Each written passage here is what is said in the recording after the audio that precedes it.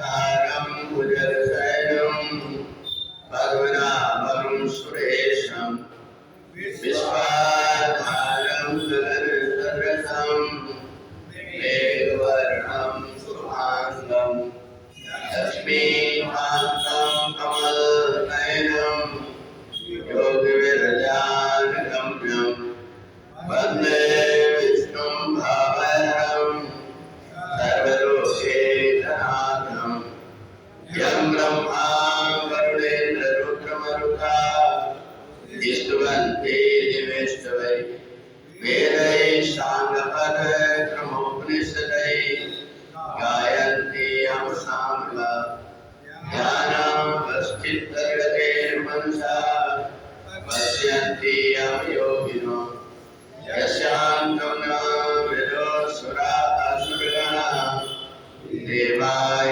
तस्मै नमः देवाय तस्मै नमः देवाय तस्मै नमः।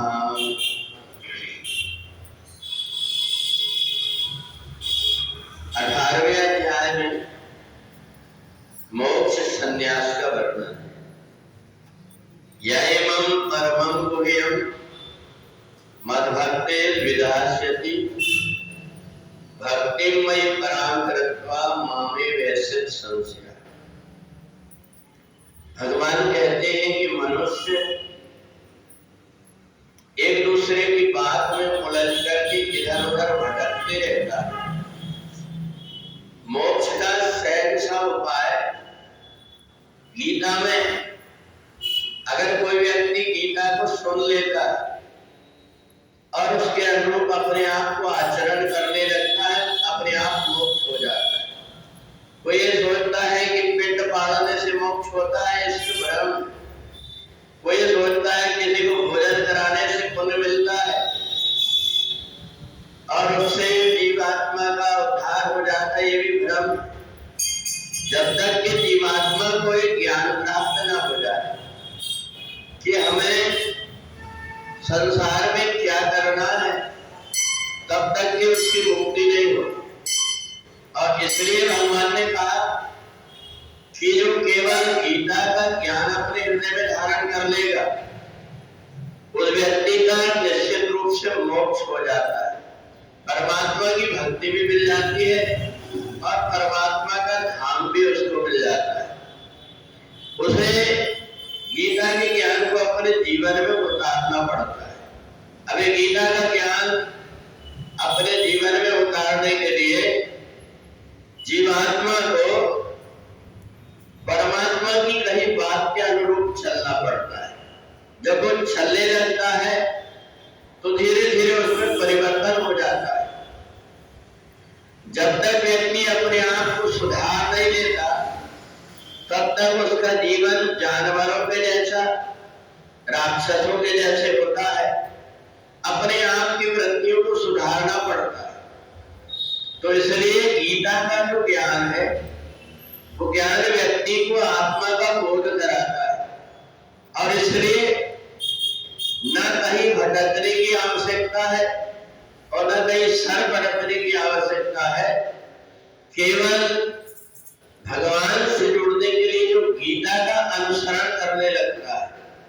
और गीता ज्ञान में कोई राजा महाराजाओं की कथाएं नहीं, इसमें किसी प्रकार के प्रलोभन की बात नहीं। ऐसा करोगे तो ये मिल जाएगा, ऐसा करोगे तो तुम्हारी ये इच्छा पूरी हो जाएगी, ये इसमें नहीं। बल्कि गीता हमें वो सात्विक ज्ञान देती है कि तुम्हें चलना कैसे। सबसे पहले ज्ञान कराती तुम हो कौन, ये संसार क्या है और तुम्हें संसार में आकर के करना क्या है। इन बातों को ही अर्जुन को भगवान ने दोस्त बनकर के समझाया। अगर मैं भगवान बनकर के समझाऊंगा तो तुम्हें डर लगेगा, तुम मेरे से कुछ भी पूछ सकते हो। इसलिए सहज रूप में अर्जुन ने भगवान से उन शंकाओं का समाधान करके और अपना रास्ता चुन लिया। अर्जुन को ज्ञान हो गया कि हम परमात्मा के लिए इधर उधर भटकते हैं, जबकि परमात्मा हमारे आसपास में ही है। हमेशा हमारे कल्याण के विषय में सोचते रहता है। इसलिए हमें अगर परमात्मा से जुड़ना है तो हमें अपने आप को जान करके परमात्मा में समर्पित कर देना है। और ये जो 18वां अध्याय है, बहुत सारे यज्ञ करने वाले, दान देने वाले व्यक्ति को, बहुत पूजा पाठ करने वाले व्यक्ति को भी वो गति प्राप्त नहीं होती जो गीता के ज्ञान को अपने हृदय में धारण करने वाले को प्राप्त हो जाती है। क्यों हो जाती है? क्योंकि गीता में बाहर से कुछ करने का नहीं, अपने आप को ही बदलने की आवश्यकता है।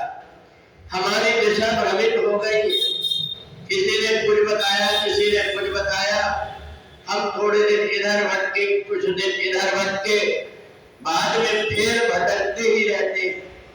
परंतु ये गीता हमारे मुख को सूर्य की तरफ कर देती है, और सामने जब सूर्य का प्रकाश दिखाई देता है तो हमें रास्ता अपने आप दिखने लगती है। तो इसलिए हमें इधर उधर ना भटक करके गीता के ज्ञान को अपने हृदय में धारण करके और मोक्ष के लिए उपाय करना चाहिए। जीते जी व्यक्ति मोक्ष का अगर उपाय कर लेता है तो फिर उसको मरने के बाद कुछ करने की आवश्यकता नहीं होती। इसलिए 1 से लेकर के 17वां अध्याय तक भगवान ने अलग अलग प्रकार के योग के विषय में बताया, और 18वें अध्याय में तुम संसार से कैसे अलग हो, कैसे अलग होकर के मेरे से मिलोगे, ये सारी बात जब बताया तो अर्जुन ने भगवान से कह दिया, नष्टो मोह स्मृति दत्वा, अब मेरा ज्ञान दूर हो गया। भगवान ने कहा क्या करोगे? बोले जो आपने कहा है वही करूंगा। तो इसलिए हमें भी वही करना चाहिए।